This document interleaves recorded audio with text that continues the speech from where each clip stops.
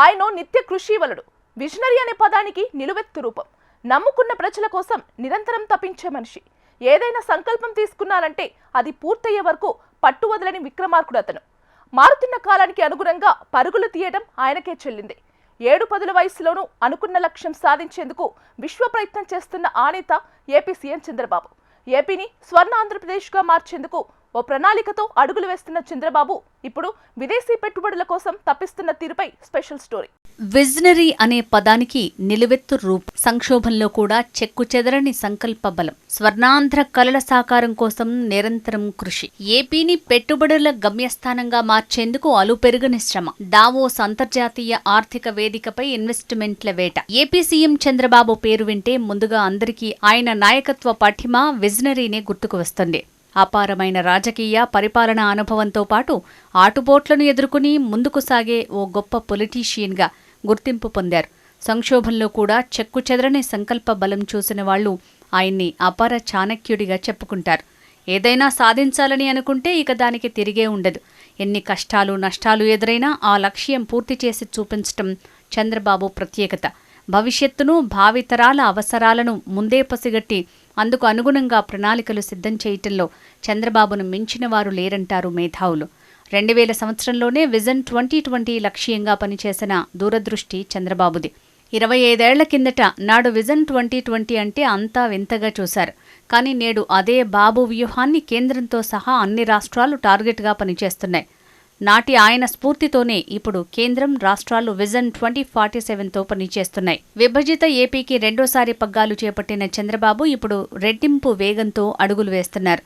రాష్ట్రాన్ని స్వర్ణాంధ్రప్రదేశ్గా మార్చటం, యువతకు ఉపాధి అవకాశాలు కల్పించటం, ఏపీని ప్రగతి పదంలో నడిపించటం చంద్రబాబు లక్ష్యంగా పెట్టుకున్నారు.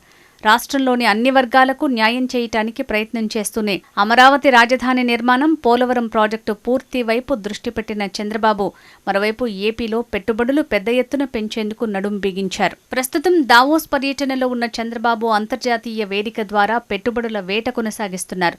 అందుకోసం వరుసగా దిగ్గజ పారిశ్రామికవేత్తలతో భేటీలు, రాష్ట్రంలో పెట్టుబడులకు ఉన్న అవకాశాలు, ప్రభుత్వ ప్రోత్సాహకాలను వివరిస్తూ ముందుకు సాగుతున్నారు.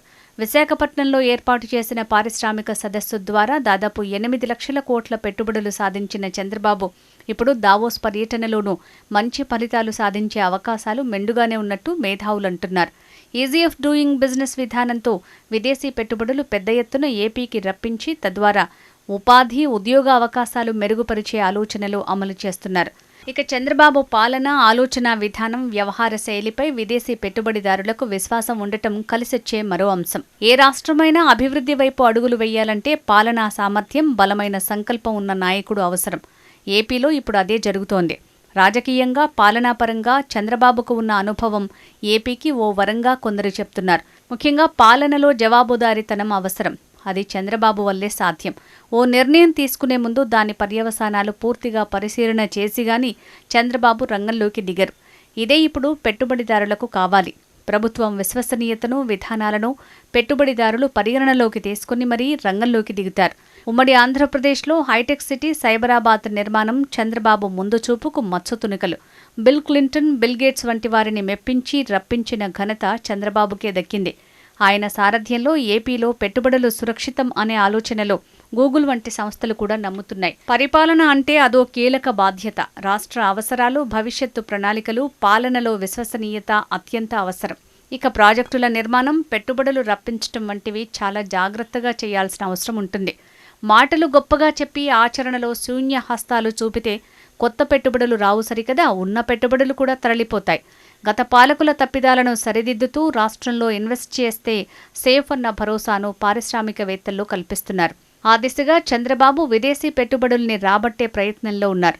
ఇందులో ఆయన పూర్తి సక్సెస్ అవుతారని మేధావుల అంచనా. That is Chandrababu.